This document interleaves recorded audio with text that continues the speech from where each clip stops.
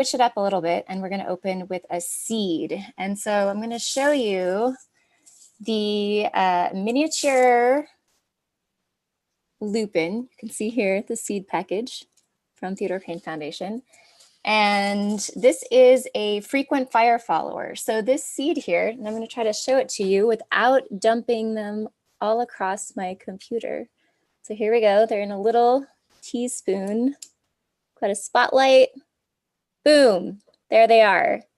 These tiny little seeds are actually, so they're frequent fire followers, and they actually experience are enhanced by fire. So when a fire comes through and they're in the seed bank, you'll see many more of these blooming after a fire. And in California, in fact, in addition to frequent fire followers, we actually have seeds that are endemic fire followers, which means that they actually require post-fire conditions, so elements such as smoke, heat, or even charred wood in order to germinate. And so part of the reason why we have this great diversity of plant species is actually due to fire. So the next time you are out in the wild, take a moment to think about what might be below your feet, and that there might be seeds that have been sitting there. Some seeds can wait for up to 100 years to be visited by a fire in order to germinate. So with that, I am going to turn it over to my wonderful co-host, Brenda Kyle. Hi, Brenda. Hey, nice to be here. Thank you everyone for joining us today. I am in Sun Valley, Wicagna, Place of the Thorns, home to the Fernandeño Band of Tatavian Indians. You can find our formal land acknowledgement on our website, theodorepayne.org. Upcoming fire-related events. October 31st, we have a free fire talk. As Erin mentioned, we have wildfires. Look, you're in the wild, look under your feet, but surprise, you don't have to go that far. You can be in the urban wild interface to find fire conditions, fire regeneration. So please join us for that. You can find the link on our website as well. Halloween, if you're around, come by TPF in costume and we will gift you poppy seeds, because everybody needs poppy seeds, right? And there's candy too, but mostly come for the poppy seeds because, you know, why not? Halloween isn't canceled. It's just got to be spread out over 24 hours. Another thing, our plant sale is coming up. We've extended it throughout the first 3 weeks of November. Please make your reservations online. We'll be filling up the sales yard every week. So we're not gonna, just have offerings one day and then that's it. No, it's the first 3 weeks of November. Please make a reservation and join us for the fall plant sale. We're gonna start off with Flora from our sales yard. She's going to be talking about what wonderful plants we have for regeneration, fire followers, and a couple of other things that I forgot because there's a lot of information to remember. And we will also have Henry Herrera from Cal Fire talking about firsthand experience on the ground and steps that Cal Fire is taking in this era of climate change. And we will also have Dr. Keeley from the US Geological Survey talking about fire protection. So let's start with Flora. Go, Flora. Hi, everyone. Thanks for having me. And as Brenda mentioned, I oversee the sales yard here at the Theodore Payne Foundation, and just want to introduce plants that we have available now in relation to this topic. And so I'm going to start off with a beauty here. This is Arctocephalus glauca. It is a manzanita, also known as the blue manzanita. And I hope I have this in a good focus. It's known for its grayish green-blue leaves, and just wanted to show you what size container it's in. It's now available in our 3-gallon size. We describe this manzanita as being as tough as nails, and it's a really wonderful Manzanita, that if you go on your hikes around our location, you would more than likely see either a Arctostaphylos glauca, and I'll be introducing another one. The seeds for the Arctostaphylos does require exposure to fire so that it can regenerate. And it is one of the plants that after fire, you could probably see seedlings popping up. Let me see here. Then let me introduce the Arctostaphylos glandulosa mollis. And this one here is found primarily in the San Gabriel Mountains. And hopefully you can see a little bit of a distinction from the Arctostaphylos glauca that has longer elliptical leaves here. It is known as a resprouter after fire. And interestingly enough, in preparation for this session, we typically recommend planting Arctostaphylos during the fall, so that you're ahead of the game in terms of getting your plants established. I forgot the source name, but it was a pretty reliable one, was mentioning the possibility of planting it in early spring during that time, possibly that it will do a pretty quick growth of its roots underneath and will get established by its first summer. So that's very key about getting your plants established. And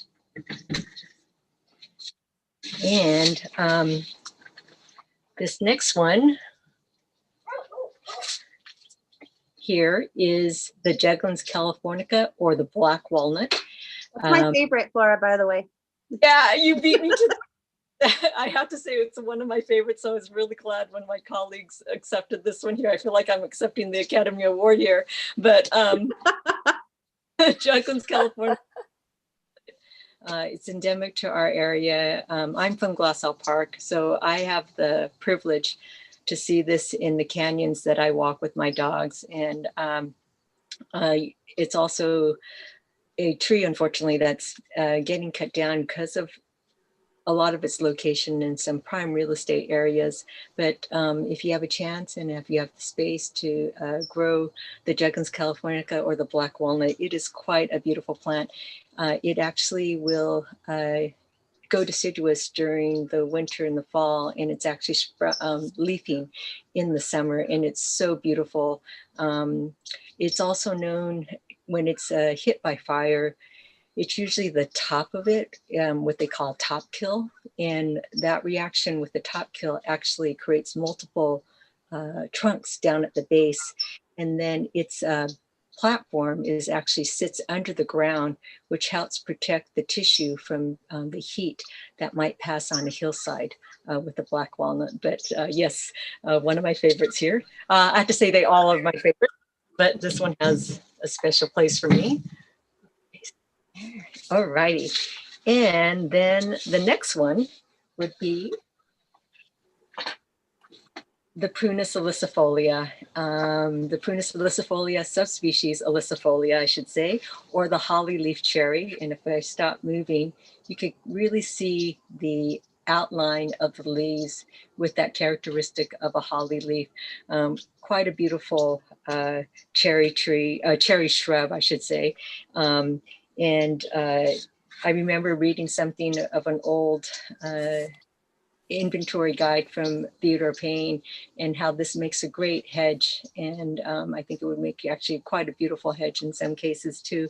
And although that they will resprout after a fire, uniquely for this one, the seeds actually are not fire adapted. So unlike some of these other ones that might need heat to germinate, the Prunus ilicifolia does not do that. Okay. Well, she's getting the next plant, the Prunus ilicifolia, requires scarification, and that's usually through the animals eating it and depositing it as seed somewhere else. Good, great, thanks. And then my next one is the Rus integrifolia, and that's the lemonade berry. And yes, you can make lemonade out of the berries. So I'll check off that one off my list if anyone was curious. But the Rus is sprouts very easily after a fire from its stump, and It also is easy to grow from seed.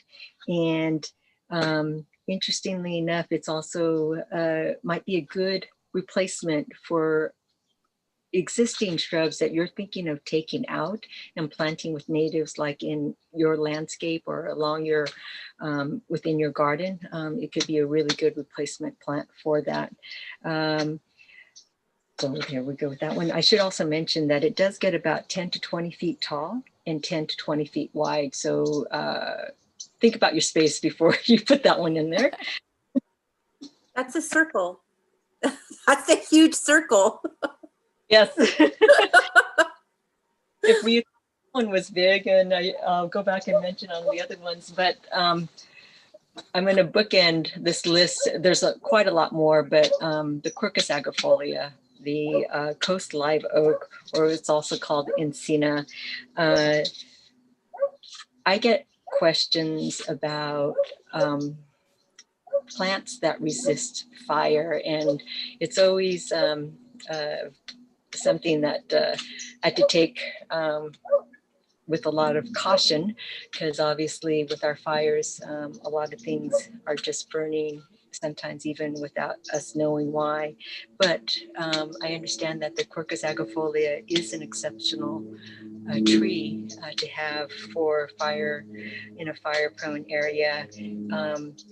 Not only this plant here, but everything that I've shown you except for the juglans, they are an evergreen plant.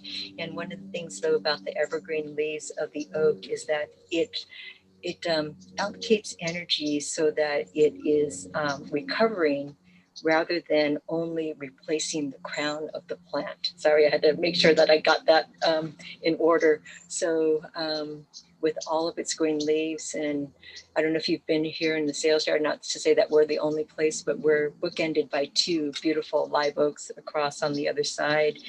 They do have sprouting ability, and out of all the Quercuses species for California, it's the live oak that has this sustainable quality with fire. And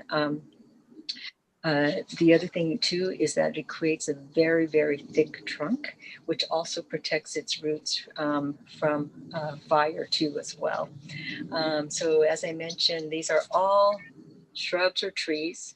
We probably have other things, like when we were just introducing this program across the Latuna Canyon, one of the plants that did come back, we were talking about wildflowers as fire followers. It's the Phacelia grandiflora. And I would say as devastating as the Latuna Canyon fire was to go through, coming through the canyon and watching that come up, it was such a grand sight. And so I'm just going to keep it to that one, because sorry, I'm like Brenda said, there's a lot of information going on. So I know about the Phacelia grandiflora. But anyway, I hope that covers plants in the sales yard. And what I wanted to mention, all the plants that I've shown you, because they're available in our sales yard right now, you can actually go to our online store, and we do have placard information. So if I'm sure I missed a lot of details, especially about the overall size of the plant. You also want to keep that in mind as you're planning your site. And the one thing I also wanted to touch on is about maintenance. And if you do come to Theodore Payne, one thing that's a little bit hard to do with the Zoom here, the Artosophilus glauca, the two oaks that we have bookended here, the Rus integrifolia. We have a great crew here that helps us with the landscapes in terms of the importance of maintenance for your shrubs, and making sure that you're removing things that can cause embers to fly off in the winds. And I wish I can take you around with the camera, but that would be an incentive for you to come in and see what our wonderful crew has done in terms of cleaning underneath it, really getting the branches to show. And it's architecturally just so beautiful. And that's what I love about them too. Let me see. So I've covered several plants. How does that work for y'all there? That's great, Flora. I think one of the big challenges with Firewise planting is that, and the people who are most at risk, again, are those people that are living in the wildland-urban interface. So right where communities meet our native ecosystems. And one of the challenges is finding plants that are both drought tolerant and are going to be evergreen. And one of the main ways that plants can help defend a structure is with those evergreen leaves. And so embers can travel, up to a mile ahead of a fire. And so, the giant canopy of a coast live oak can help extinguish some of those embers. And a lot of the ground covers we recommend for firewise plantings also can help extinguish rolling embers and prevent them from clustering around the house. And so I just wanted to talk a little bit about, can you talk about sort of how, about the root systems, Flora, and just like how these plants manage to stay evergreen throughout the year? All right, well, thank you for reminding me about that. So all of the plants too, and I just want to do a quick show of this when you come into the sales yard. I hope you can see this. Oh, great. Icon right here. It's a hillside, which also refers to plants that are erosion control. And by getting your plants established and for the watering of natives, especially in the first year, possibly second or third, depending on the plant type, you're doing a deep and infrequent watering. And the deeper that you can get your roots of your native plants to go, the water is like their leader that goes straight down, or at least down into the ground very deeply. The roots start to follow that downward. And as the roots meet up with the groundwater that's down below, that's what sustains them. And that's what allows you to pull back on your watering once your plant is established. I did a Rus integrifolia, a toyon, and a circocarpus. So let's see, Rus integrifolia is lemonade berry, the heteromeles is the toyon, and the circocarpus is the mountain mahogany. And in my first 2 years of planting those, I did the deep and infrequent watering, and that was about 5 years ago. In these last 3 summers, I haven't had to do any extra watering on them. So I was fortunate. I think I caught them at a very good time about 5 years ago, when we actually had some good rains that helped to also get those roots down and follow it down. And that's what also is that you'll also see on our placard information. Sorry, I need to turn my head here. So there's a water requirement field that says low, and that is also a plant that will not need excessive watering. So you want to stay along that line. And if you're doing a grouping of plants, you also want to align your water requirements to also reflect the same thing, so that it will help you water things pretty much consistently without having to adjust your watering for different types of plants with different water requirements. But again, the deeper you get that water down, the deeper the roots go down and then tap into the groundwater. And that's what sustains them and makes them drought tolerant. Okay. Excellent. Thank you, Thank you, Flora. Thank you very much. That's fantastic. I do have to add about the walnut trees. I lived across the street from a grove. One got struck by lightning, split completely in half, and it still lived. So it was like half a tree, and it was still amazing. Never got watered since the 70s, and it's still there, just being a beautiful half tree. So thank you for introducing that species to us, because it's one of the most underappreciated of California's. It's endemic, it's endangered. So yeah, plant the California black walnut. So thank you very much, Flora.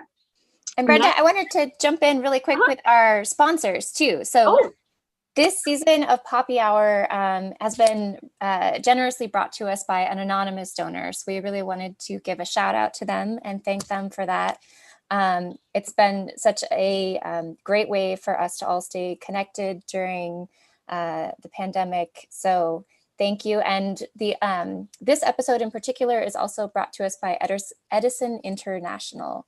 And so Flora mentioned that we had a fire back in 2017, the La Tuna fire, that came right to the edge of our foundation out in Sun Valley. And after that, we started, it was a big wake up call, and we started doing a lot of programming about Firewise landscaping. And we did a number of different talks. We built a Firewise demonstration garden on site at the foundation. And so this is part of that ongoing process that was sparked, if you can say, by that moment. And today in California, I just looked up the stats from CAL FIRE, and there are more than 5,000 firefighters battling 22 active wildfires in California. Just yesterday, firefighters responded to 29 new wildfires, which were quickly contained. There have been 32 fatalities, and more than 9,000 structures have been lost this year.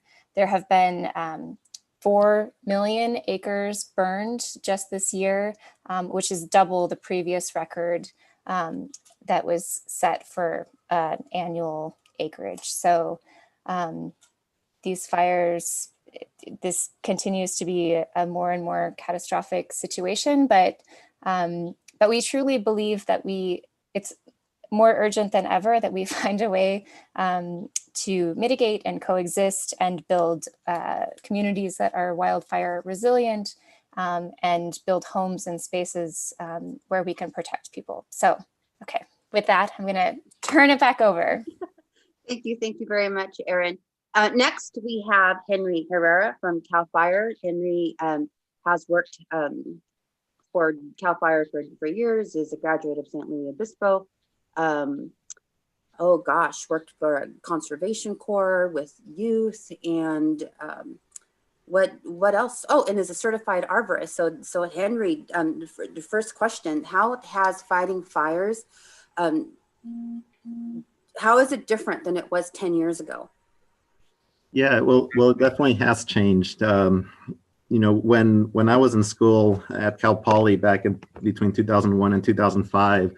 The 2003 fire siege occurred, and that's when fires in the old fire in San Bernardino, the Grand Prix fire in San Bernardino, the Paradise and Cedar fires down in San Diego, we had that big fire siege. I think the biggest fire at the time that year was the Paradise or Cedar fire in San Diego, about 215,000 acres. And so that broke a record, the biggest wildfire to date at the time in California.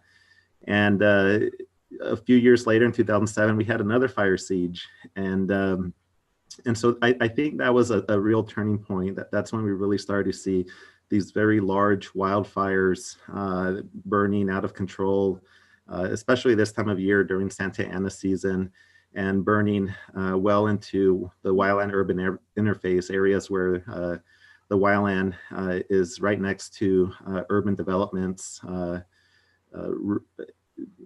Residences, communities where folks live. For example, the old fire in San Bernardino burned 1,000 homes one morning along the base of the city of San Bernardino. And then within the last several years, the record I asked about which fire is the biggest has been broken almost every year. Actually, in the last 5 years, that record's been broken 7 times. I remember in 2017 when the Thomas Fire in Ventura was the biggest fire to date. And last year we had, you know, in 2019, several more fires kept getting bigger and bigger. And then this year we've had the largest fire in California's history, over 1 million acres. And so now we're getting fires that are 4 times as big as the ones that we thought were huge at the time when they occurred. And so we continue to change the way we fight fire. We don't just fight fire to suppress it. We're working with landowners, government agencies, and nonprofit organizations to implement fire prevention projects. And that's everything from removing dead and dying trees, reducing vegetation, pruning low-hanging branches, thinning areas where there are too many trees, areas where there are 500 trees per acre or more, when a healthy forest should only have about 100, 125 trees per acre. But we're also doing a lot of community outreach, a lot of information and education, a lot of literature to help provide information to landowners on what they can do to reduce the fire risk in and around their home and on their property, primarily in relation to defensible space, maintaining the vegetation, green around their home, removing dead and dying trees, branches, keeping the grass short, and removing weeds, things like that. And then we're also working with various stakeholders on pre-fire engineering projects, where we help them write community wildfire protection plans, identify the hazards, fire hazards in and around their communities, identify projects to address those hazards, and also identify the values at risk, the infrastructure, the homes, ingress and egress routes, the inability for fire engines to access those roads, to get in and out of communities, to help identify the structures, the addresses, make them visible. And we hold community meetings to share all that information to the residents that live in these areas that are fire prone. And we don't just tell them we don't just help them identify the problem or help them address the problem, but we also help provide funding. We have several grant programs that help nonprofit organizations, government agencies, or landowners cover the cost of implementing these projects in order to reduce the fire risk. And then, of course, when the fire occurs, we're there to fight the fire using fire engines, heavy equipment such as bulldozers, helicopters, air tankers, hand crews, every resource that we have available. And it's not just the resources within our department, but we work under the Incident Command System, which is a system that was introduced in California back in the 1970s because of the broad range of natural disasters that take place here in the state. And it allows multiple agencies from multiple jurisdictions and companies and private landowners and Native American tribes to all work together under the same objectives and the same goals in order to address the emergency. You mentioned Native American tribes.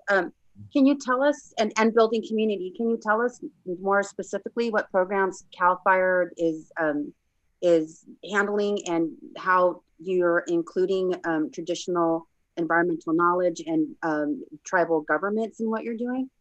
Yeah, so whenever we respond to an incident, if the incident grows beyond our ability to put the fire out with the resources that we have available to respond to what we call initial attack, then at that point, it starts growing into a large incident, a campaign fire.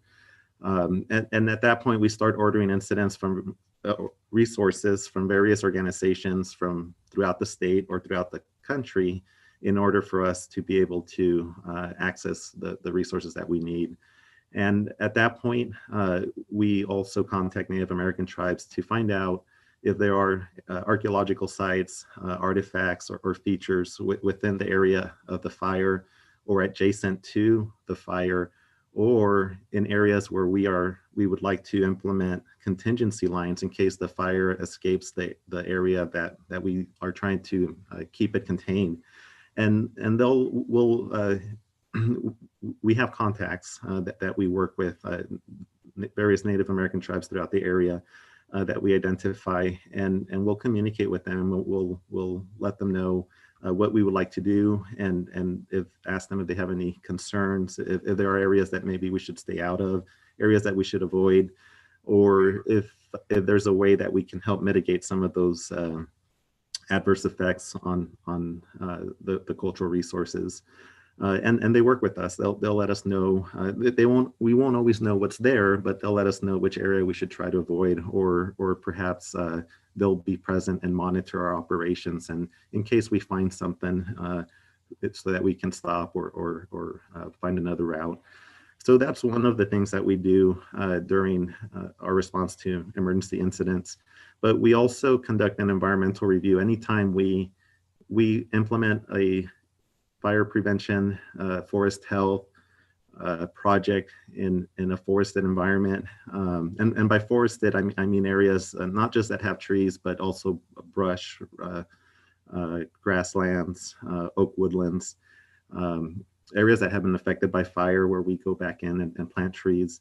And also at our fire stations, anytime we do some sort of construction, whether it be constructing a driveway, doing some improvements to our barracks or our fire station, we go through an environmental review process in order to be compliant with the California Environmental Quality Act, CEQA. And in that environmental review, we're looking at our impacts based on our proposed action to biological resources, plants and animals, cultural resources, air quality, water quality, soil quality, traffic, noise, and all of that stuff.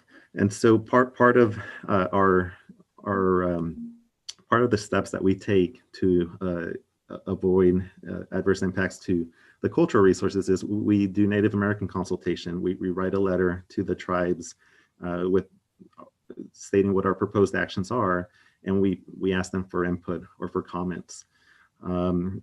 We also do an archaeological check where we work with information centers that have information of past recorded archaeological sites.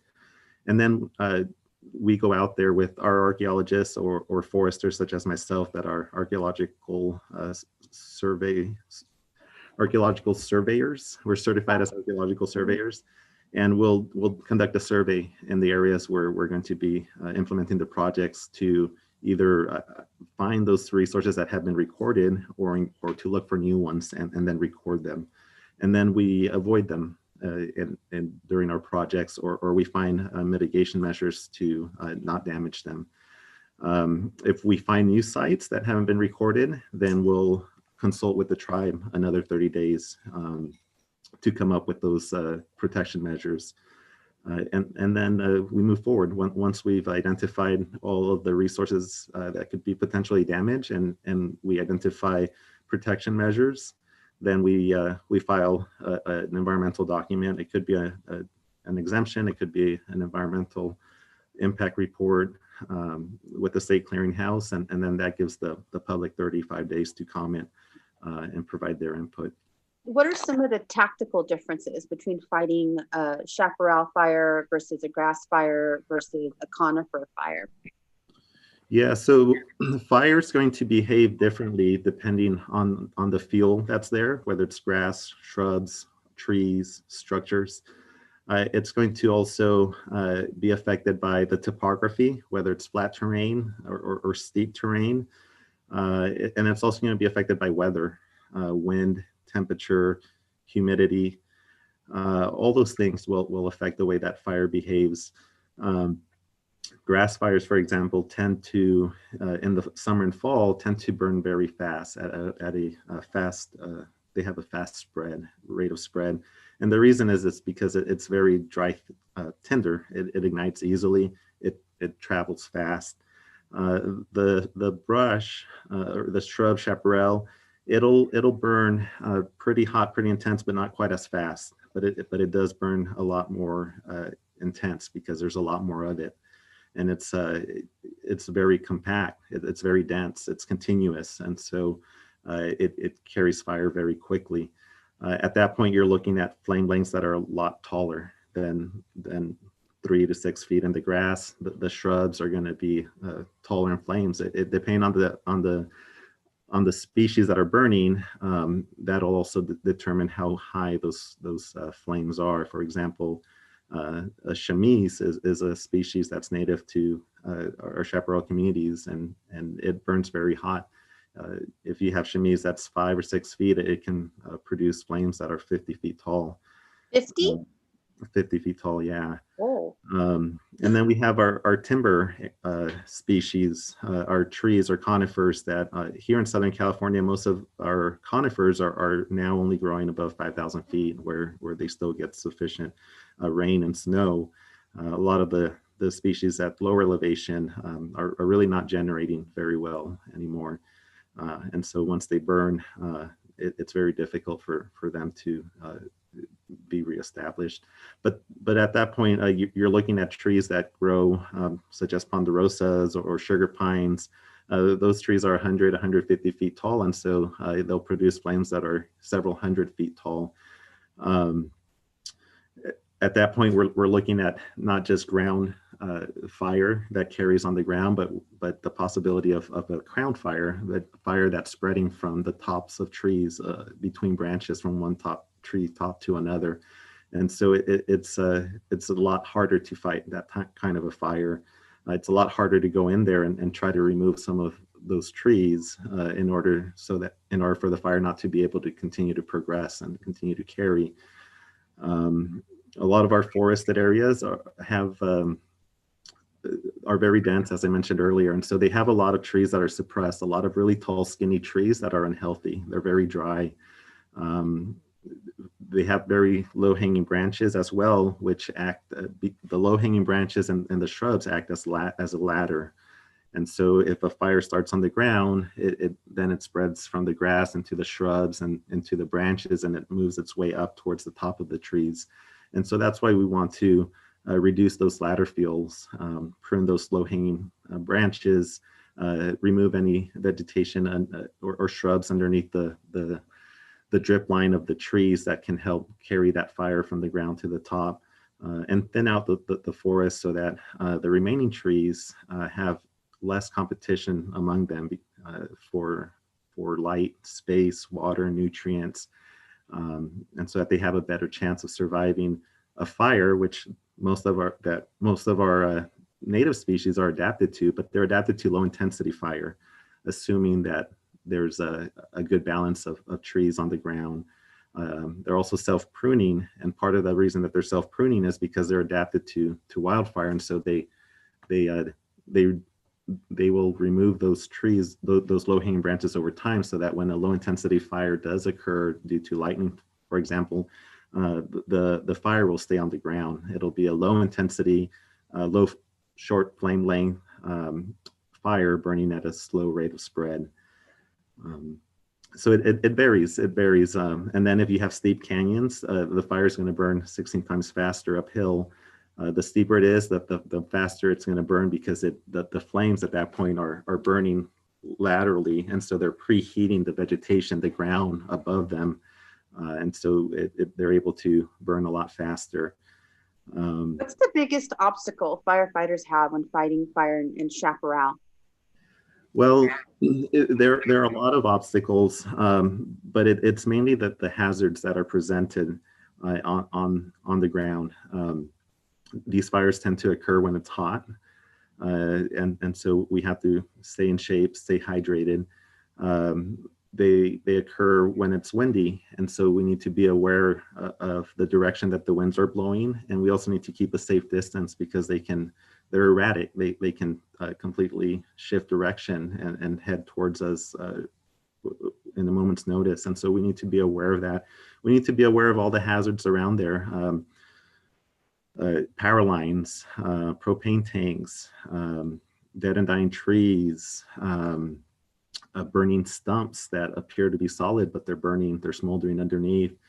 All those things are a challenge that we're trained to be aware of and be able to identify. But this year, for example, we've had challenges in that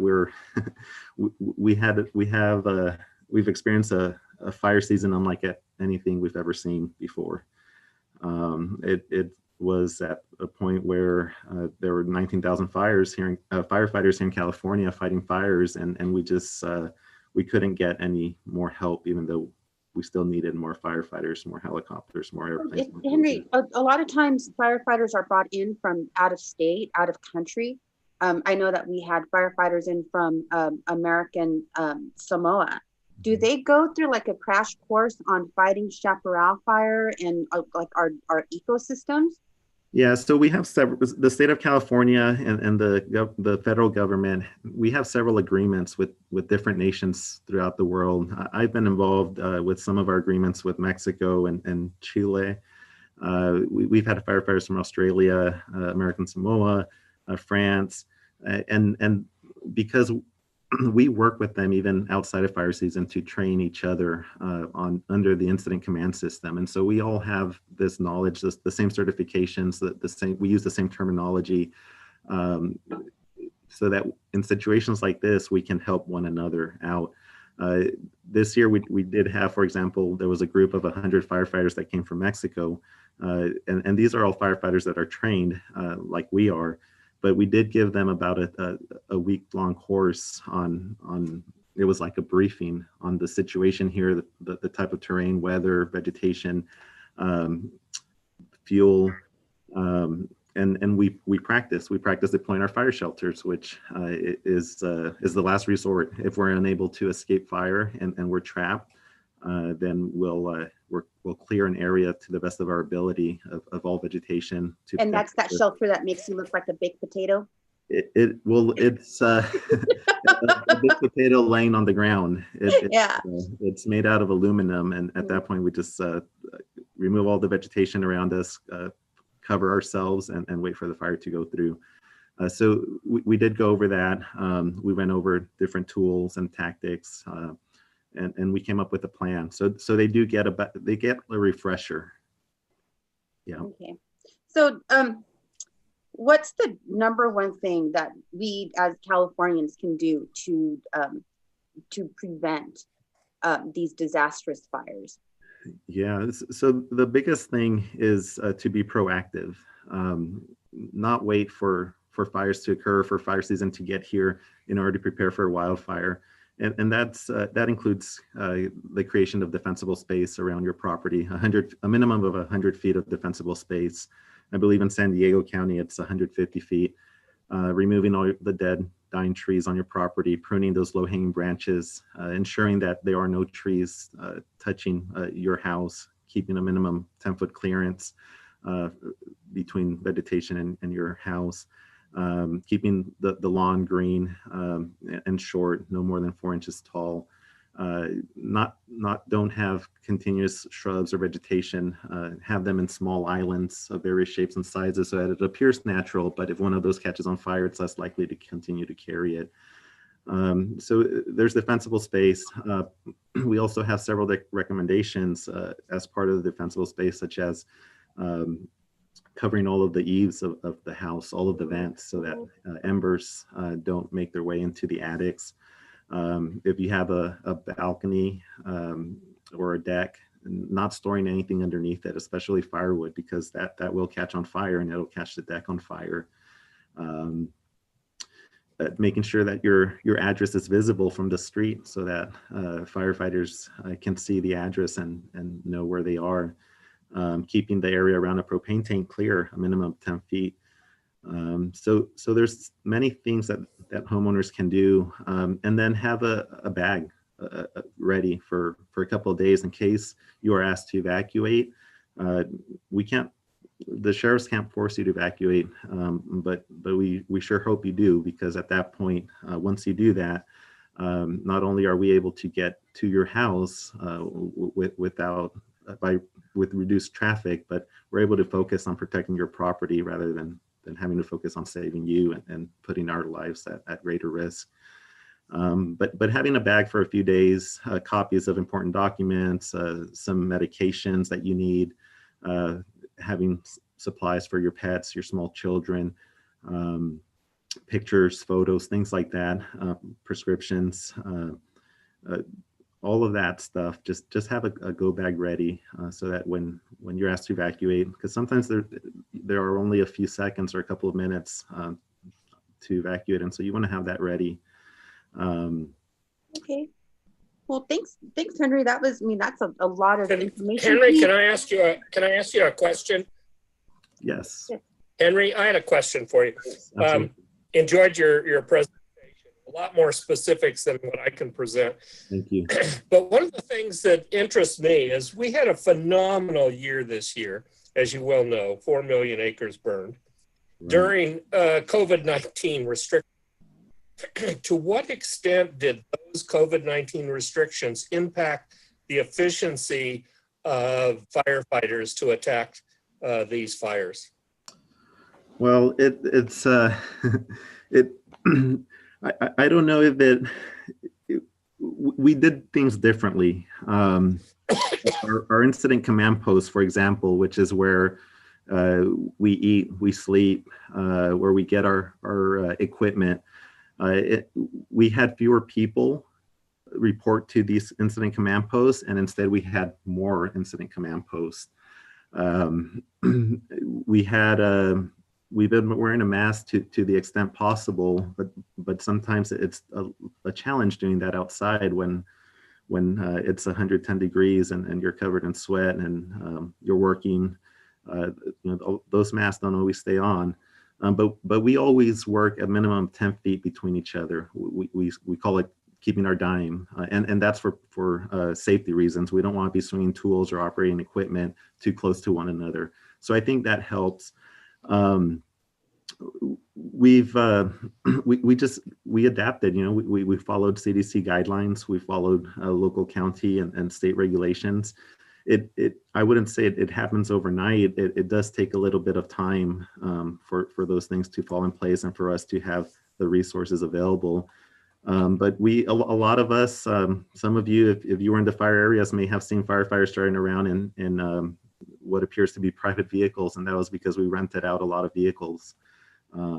We just didn't have enough, since there are fewer people that can travel in vehicles now, and so we had to rent out a lot of vehicles. Wow.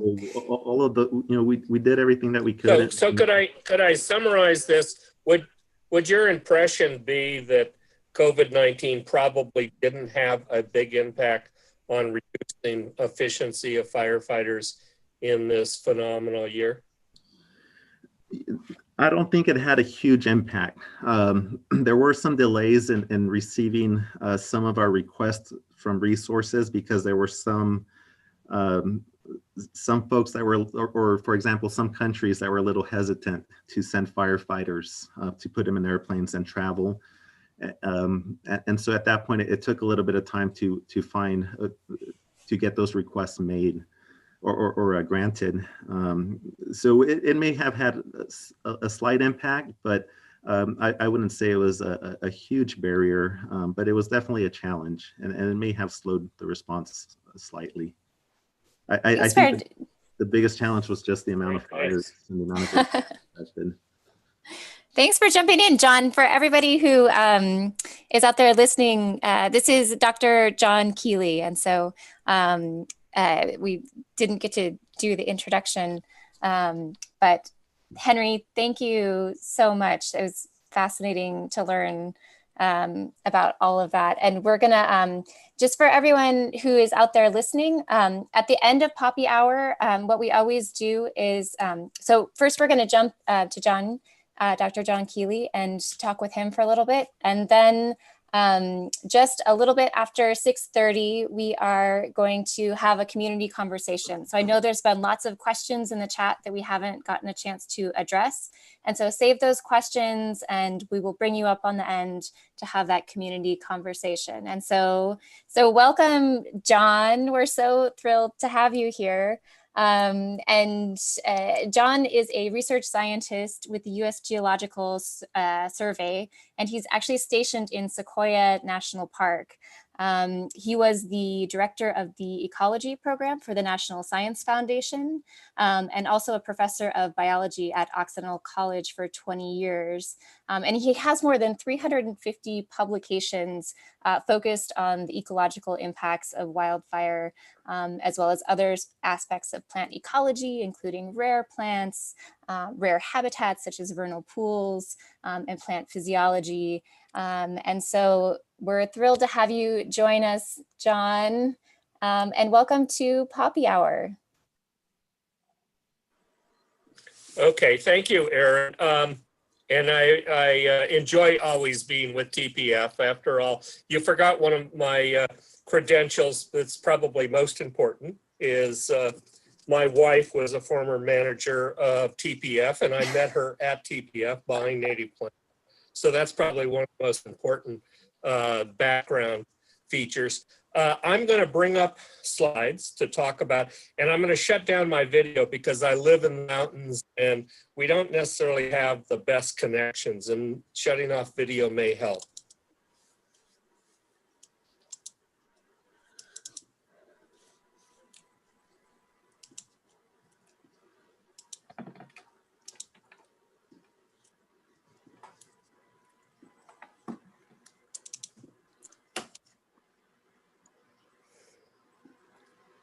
Okay, I think I have the slides up, but I haven't quite figured out yet how to turn off my video here.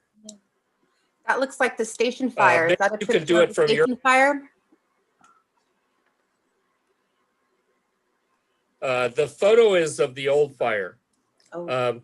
Can you turn off my, okay, so my video is off, which is, I think is going to improve a lot of things. Not only better connection, but you won't have to look at me.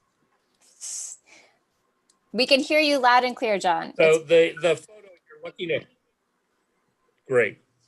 The photo you're looking at is actually the old fire from more than 20 years ago. But it's becoming more and more a common experience in Southern California. The important things that we need to understand about fire is from a historical perspective. Since the year 2000, we've had more than double the amount of acres burned in the state from the previous 2 decades. So something's changing. And climatologists have pointed out that a lot of this could be the result of climate change.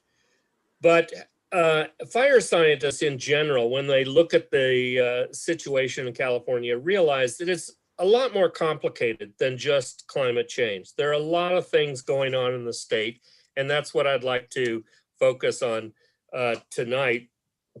One of the things to recognize is California is a huge state. So when you talk about fire in California, you need to realize that there's very different fire regimes from one part of the state to the next. This is a figure from the U.S. Forest Service that shows the historical range of variation of fires in the last 100 years relative to historical conditions. The blue areas in the Sierra Nevada and Northern California in the last 100 years have missed fires. In other words, we've been very successful at excluding fires in many of our forest landscapes. But you'd look at Southern California from the border all the way up into San Luis Obispo County, and the yellow and orange colors represent more fires than we believe historically was the case. Now, what are the causal factors? Well, one is certainly vegetation type. The north is represented largely by conifer forest, very different fire regime. South is represented by chaparral systems, but also there's big differences in population density, about 10-fold difference between the northern part of the state and the southern part of the state. And this translates into about an order of magnitude difference in numbers of fires. We have 10 times more fires in Southern California than we do in Northern California. And then also the causal factors are very different. In the northern part of the state, over half of our fires are started by lightning. In other words, only 45% of the fires are started by people. Southern part of the state, it's 99% of the fires are started by people. So Northern California, Southern California, very different regions, very different fire problems, very different past fire management impacts. In short, we could say the northern part of the state has seen in the last 100 years a deficit of fires relative to what we believe the natural conditions were. Southern California, no doubt about it, there's an excess of fires over what we've seen historically. So very different fire regimes, very different impacts on our natural fire regimes. This just illustrates some of the characteristics here. This is for the northern part of the state that are dominated by forest. These are studies that have looked at tree rings and fire scars in tree rings. And one of the things that shows up repeatedly throughout all these studies in the conifer forest is about the beginning of the 1900s, there was a hiatus in burns in these forests. In other words, historically, these forests burned at 10 to 20, 30-year intervals. But since then, no fires. We've excluded fires. And that's due to fire suppression policy. But the important thing to realize, in the southern part of the state, dominated by chaparral, we've had the same policy. We've had fire suppression policy since the early 1900s. But this is just an illustration of the magnitude of burning in Southern California every decade since 1910. And so even though we've had fire suppression policy, we've never been able to exclude fire. And that's largely due to the fact that, one, more people start more fires, and two, chaparral vegetation is much more conducive to uncontrollable wildfires.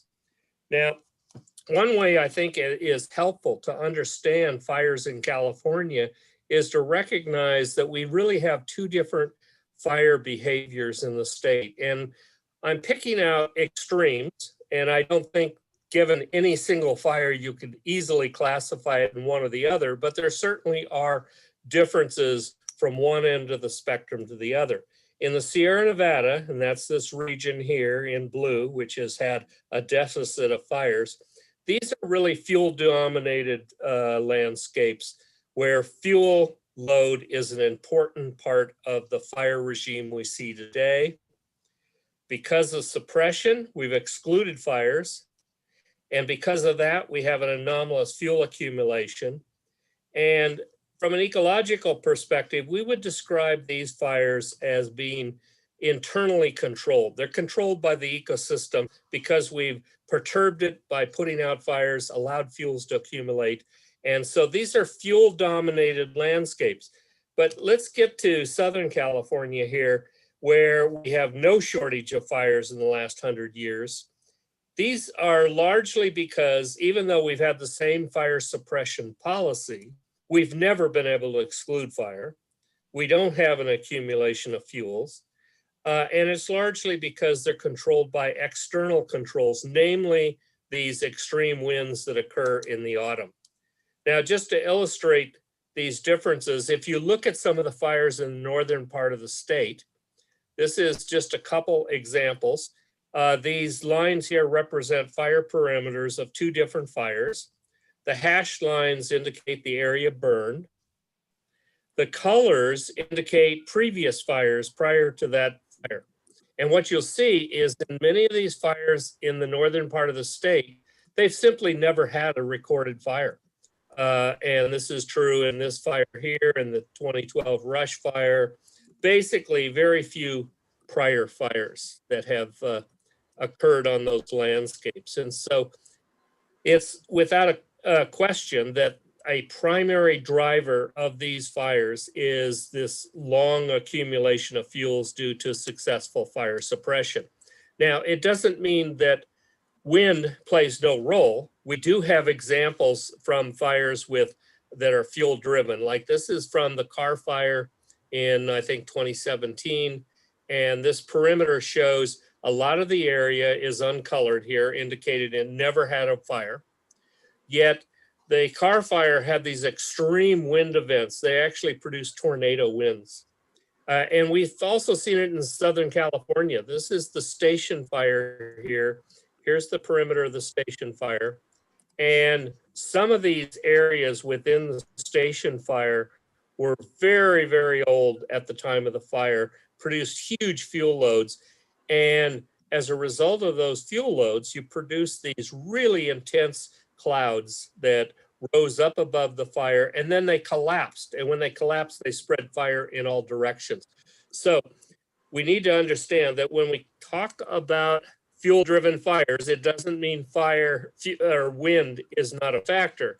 But what it means is these are winds generated internally by the system. And the reason that's important is if the winds are controlled by the fuels, then we could actually manage the fuels and change the winds in those fire events. That's very different than Southern California fires, which are due to these autumn winds, which are known as Santa Ana winds in Southern California, or north winds in the northern part of the state, resulting from synoptic weather conditions that occur way outside our region, high pressure in the Great Basin, low pressure off the coast, and you get these extreme winds that blow.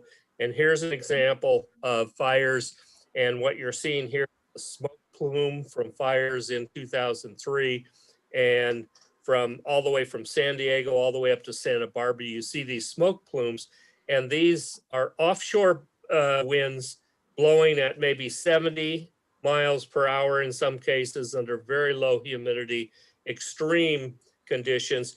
These are external events. We have no control over those wind events. Same with the Northern California. 2017, we had north winds in the North Bay area that blew offshore and caused extreme damage.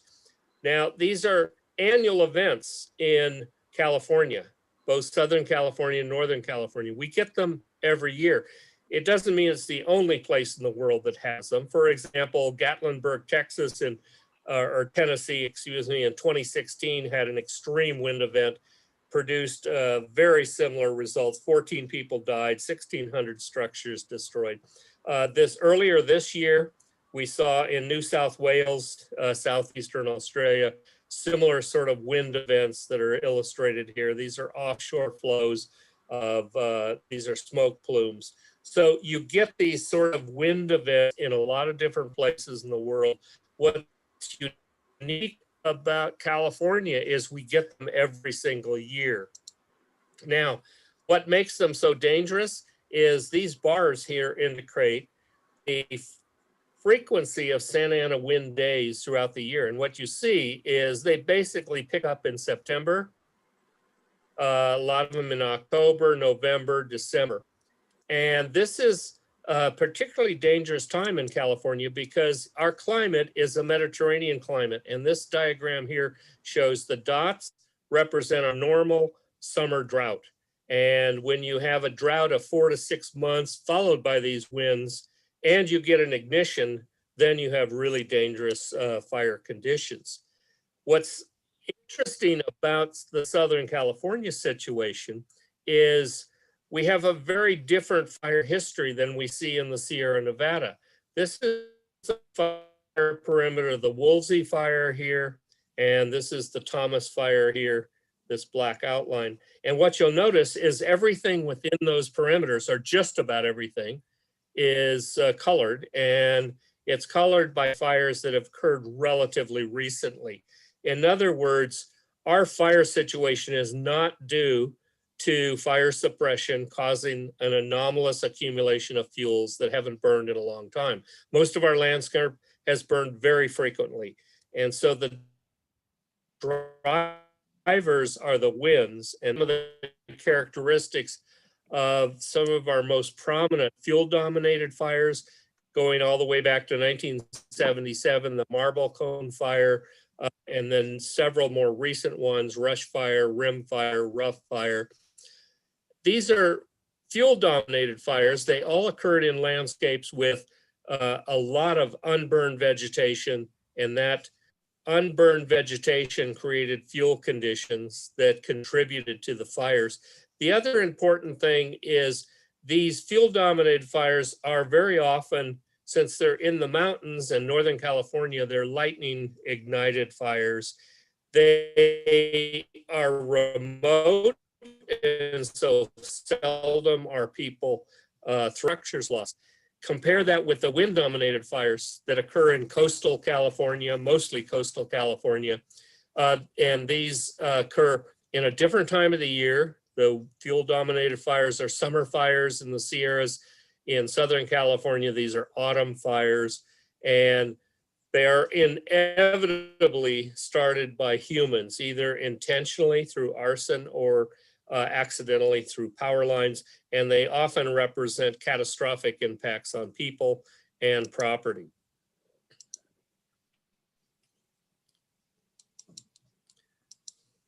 Now, one of the important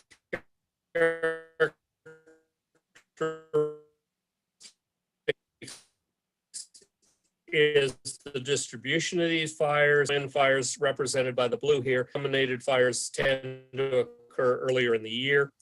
One of the interesting things about our Santa Ana wind-driven fires, however, is we have a lot of them. We get anywhere from 10 to 30 days a year of Santa Ana winds.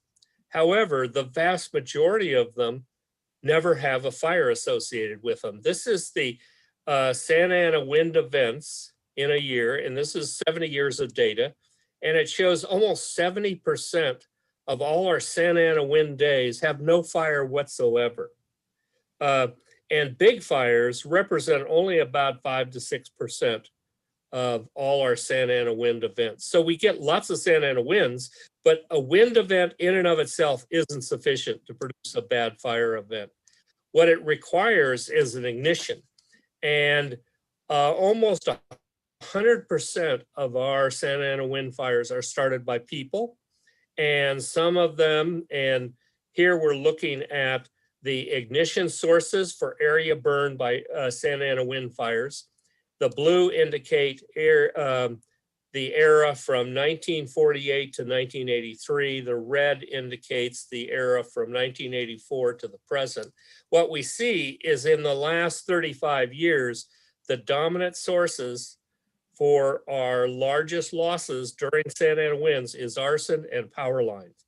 And so coupled with the fact that 80% of our fires have little or no fire, or excuse me, 80% of our Santa Ana wind events have little or no fire associated with them. The ones that do produce damage are the result of human ignitions, in particular arson and power line failures. And John, we're getting a number of, so sorry to interrupt, we're getting a number of questions from the audience. And so I'm wondering if we can do maybe 5 more minutes and then jump to some audience questions. Yeah, that would be fine. Okay, great. No problem. I will wrap this up in 5 minutes. The number one thing that we need to realize is that we're seeing in the last 35 years increases in human ignited fires. And almost certainly a big part of this is the fact that California has grown by 6 million people in the last 20 years. And you put more people on the landscape and they almost certainly are going to increase the possibility of a fire. And also more people on the landscape means more people at risk. So you're likely to lose more people and more property. And this is a particular concern if we realize that our problem is heavily focused on population growth. And looking forward to the next 30 years, we're expected to go from 40 million people today to 60 million people. And there's every reason to believe that this is going to exacerbate our current fire situation. Now, this is just an illustration of the role of people in all of this. This is from the 2017 Santa Rosa fire, the Tubbs fire, which is the black outline here. 22 people died, 5,000 structures were lost. And what's interesting is in 1964, this area had a very similar fire, the Hanley fire. And you see from the red outline, it almost matches the area burned by the Tubbs fire, but there were no fatalities and only 100 structures lost. And a lot of that, we believe, is just due to changes in development and population growth. This is the outline of the Hanley fire from 1964, very little low density development within that perimeter in 1964. 50 years later, 3/4 of the area within the Tubbs fire had development. So almost along with it, increase in the electrical grid has played a role in these fires. And you can see it when you look at power line ignited fires. Since the year 2000, we've had 500,000 acres burned due to power line ignited fire, 20 years. So almost certainly population growth has been playing a role in all of this. And the last thing I would just point out that, you know, fuel treatments are often used as a solution to solving fire problems in forests. But in our Southern California region with these extreme winds, fuel treatments generally don't answer our problems. This is the outline of the Thomas fire from 2017. The blue areas indicate prescribed burns, and they clearly didn't stop that fire. The fire just burned through those areas. And so our solution in this part of the world is not to worry about fuel treatments prior to the fire. It's really a people problem. We're putting more people on the landscape, and as a result, what we need to focus on is how do we prevent fires during these extreme wind events? And in particular, there needs to be a lot of attention to power line failures and how we can alter that. And then other factors that we ought to think about is ability to predict what's going to happen during these wind events, and then also planning events in the long term. Community planning needs to take a perspective about fire like they do with earthquakes and floods. Earthquakes and floods, we zone areas against development in areas prone to earthquakes and floods. We need to come up with a similar fire zoning approach. And then lastly, just protection of our homes. There's a lot of effort that could be done to harden homes and save them from these fire events. So I'll end it there and happy to answer questions. Excellent. Thank you. Henry, we'll start with you. We've been getting a lot of questions about number one. And Brenda, let's bring on people so we can actually see the community members. If you guys want to write in the chat if you'd like to come on, and John, if you can stop sharing your screen, then Scott will be able to pop up people and we'll be able to see everyone. Sorry, Brenda. Yeah, everybody No just problem. wave. Well, I know how to share my screen, but I'm not sure how to stop sharing my screen. Oh, You you did got it. it, So John. maybe you can just shut it off. So if you want to join Okay. us, just wave on the chat. There's a little function, or just say add me, and you can ask your questions live. But we'll start off with Brenda's question. Yeah, so what's in fire retardant and is it safe for the environment? And number two, Henry, a lot of questions about prescribed burns and incorporating more indigenous TEK techniques. So take it away. Okay, so fire retardant, it's primarily water, but it's a fertilizer-like component known as Phosgene. I don't know the exact ingredients, but if you look it up online, you'll be able to find it. It's meant to be environmentally friendly, but we still take every precautionary measure to try to avoid releasing it in and around water courses. Yeah, but we've, it gets on people and homes, and we always recommend definitely taking a shower as soon as possible, but it's supposed to be environmentally friendly. The other question regarding prescribed fires, yeah, anytime we do a prescribed fire, we always consult with Native American tribes. We send them a letter, we do a records check to see what sites have previously been recorded. We survey the area for new sites, and then we write what we call an archaeological survey report, which contains the history of the area, the tribes, their practices, their customs. It identifies any of the sites that have been recorded, whether they're roads, any archaeological features, artifacts, and then we work with the tribes to find, to identify resource protection measures. What are we going to do to avoid the resources or to reduce the impacts of our practices? So we definitely do include them. We don't want to destroy or impact any of the resources that are out there.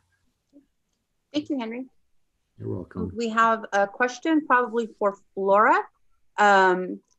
Oh gosh, now I can't find it. The plants that you showed, are they also appropriate for Santa Clarita? Yes. Did you hear me on that one? Well, you can say it louder and again. Okay. Yes, they are. If you've been in our nursery, we do ask your environmental conditions. So you're looking at your sun and shade exposure and your soil drainage.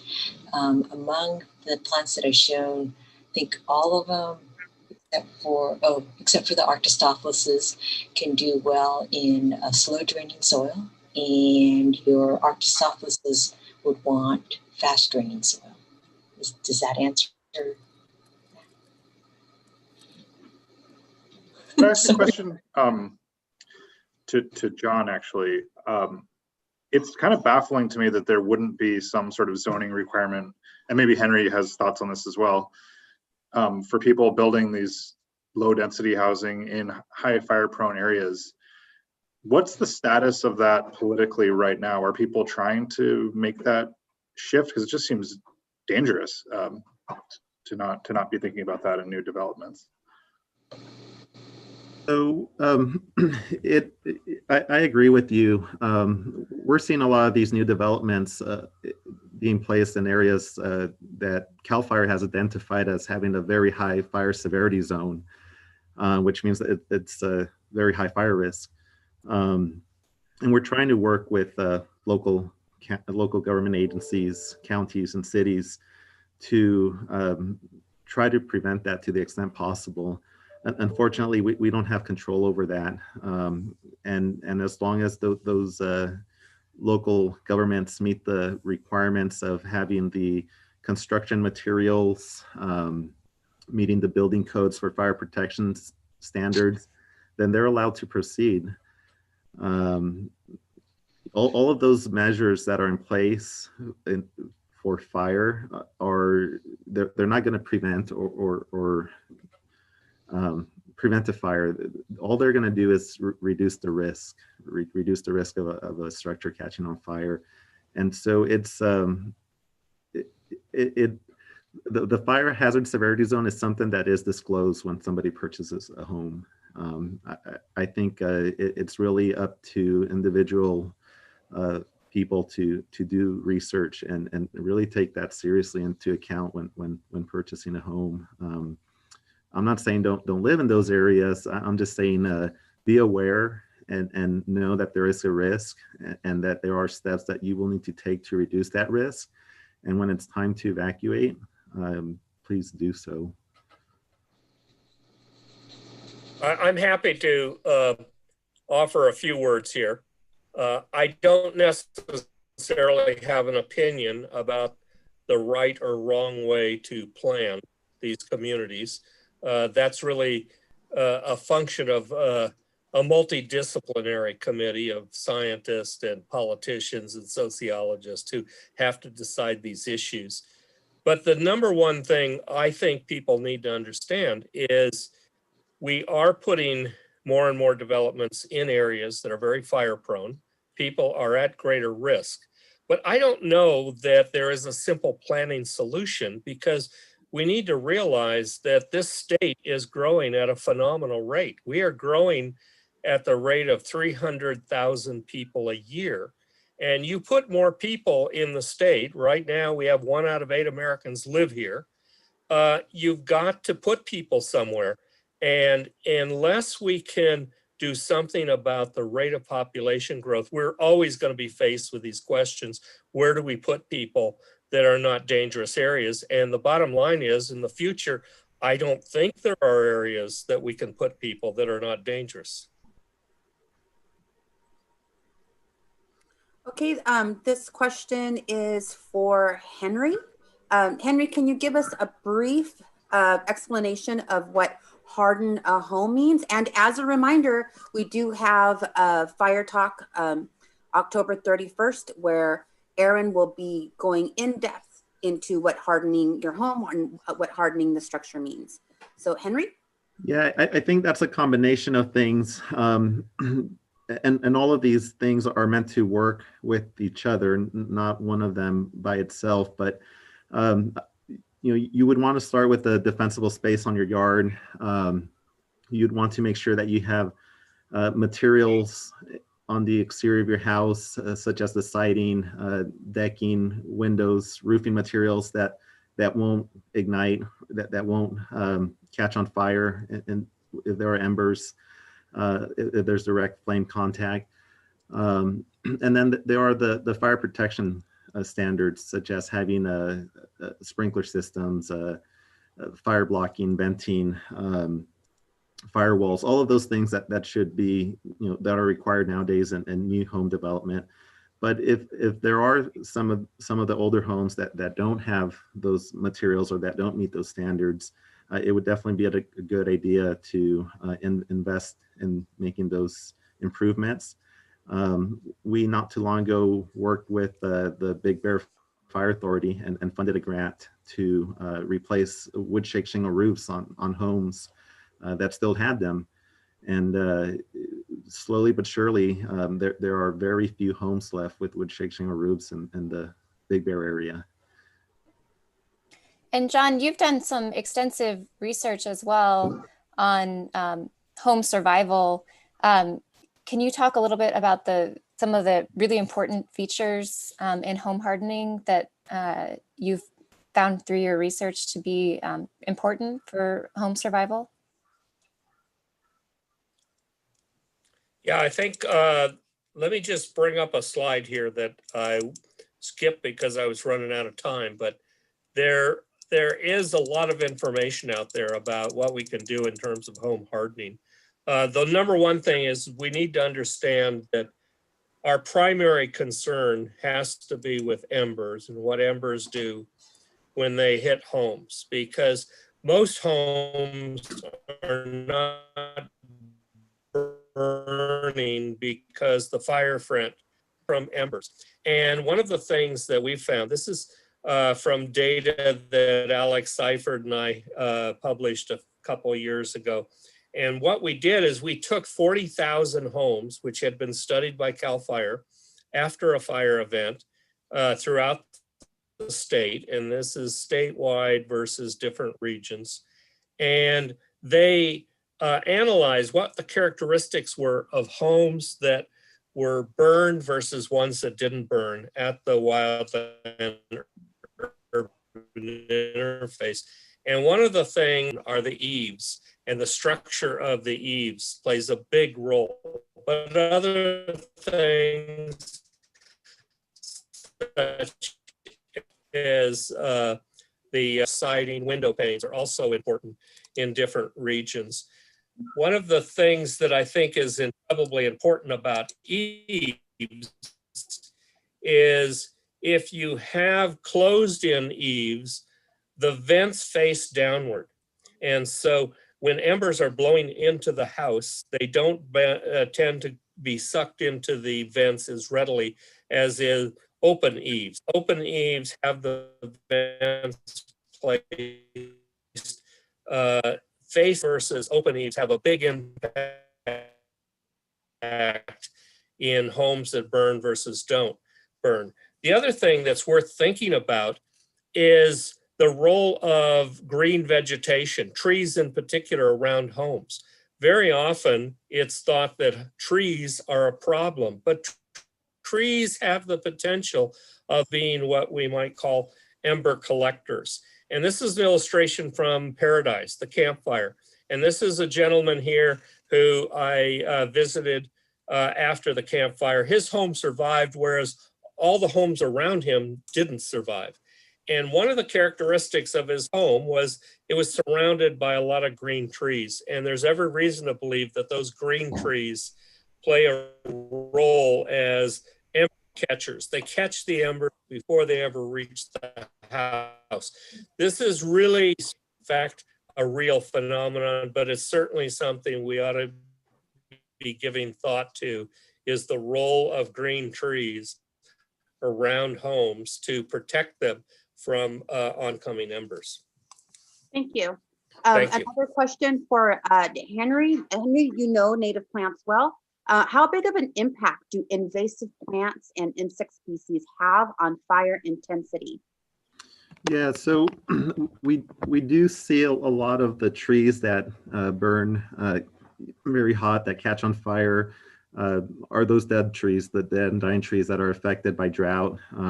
Once they're affected by drought, they become susceptible to bark beetle attacks. Some are native endemic beetles, and some are non-native, which eventually kill a tree. They either live off the tree and bore into it, or some of them are known as ambrosia beetles, where they carry a fungus that they spread in the tree, and as they bore in there and lay their eggs, the new beetles will eat that fungus, but that fungus spreads through the tree and eventually it kills it.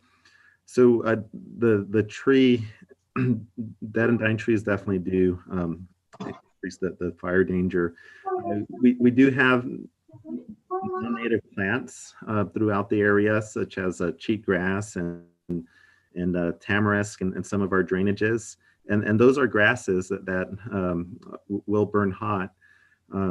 So they do have an impact on the fire. A lot of these areas have gone through succession, areas that have burned very frequently, where there used to be trees. The trees have died and now there's brush. Areas that used to have brush burn very frequently and now there's grass, and areas that had native grass burn very frequently and now non-native species have taken over. And that can be most easily observed along highways where a lot of the fires occur, such as the I-15 Cajon Pass corridor. If you drive through the National Forest on I-15, you will notice that a lot of the hillsides within the right-of-way is nothing but grass, and that's due to fires that have burned very frequently. Okay, thank you, Henry. Oh gosh, we're down to 4 minutes. Let's end on a happy note. Dr. Keeley, do you have a favorite California native plant? Do I have a favorite native plant? I think without a doubt, my favorite native plant is probably Matilaha poppy, Romney coulteri or trichocalyx, either one. Yeah. Certainly some of my favorites. Yeah. Any pointers for any plants we should be looking out for post-fire? Well, certainly there's going to be a lot of diversity coming up after fires, and it depends on the site. Every site is different, but we have a large number of native annual plants that have dormant seed banks, and they may persist for decades or even a century, and then are stimulated by fire to germinate. And experiments we've done over the years show that many of these are stimulated by chemicals in smoke that actually trigger their germination. Many of the phacelias that we have after fire are triggered by smoke, as well as a lot of the other post-fire annual plants. And so it's interesting because when I was a student, I was always taught that it was the heat of the fire that triggered germination of all these post-fire plants. But we've now learned over the years that most of the post-fire annuals are triggered by chemicals from smoke, indicating they have a very long history of coevolution with fire. And the data suggests that this goes back probably 30 or 40 million years. Wow. Henry, same question. Well, I'm a tree guy. I'm a forester, so it depends on what part of the state I'm in. I'm in Southern California, so I would say it's the Bighorn Douglas fir. It's found in Southern California into northern or Baja California. Below 5,000 feet, it's found in pockets of very steep canyons surrounded by chaparral. Higher elevation, it's found in mixed conifer forest. But one of the really neat things about this species is that it can survive fire even when it doesn't appear like it did. It can be completely charred, lose all of its needles, a lot of its branches, and it goes through what we call epicormic sprouting. A year or two later after a fire, it'll start, new needles will start growing on the branches. And there are several of those trees throughout our forest here in Southern California that maybe went through a fire a decade ago or 20 years ago, and they look very burned, but they're coming back and they survive. So those are some of the species that we definitely don't want to cut right away after fire without making sure that they're not alive. So.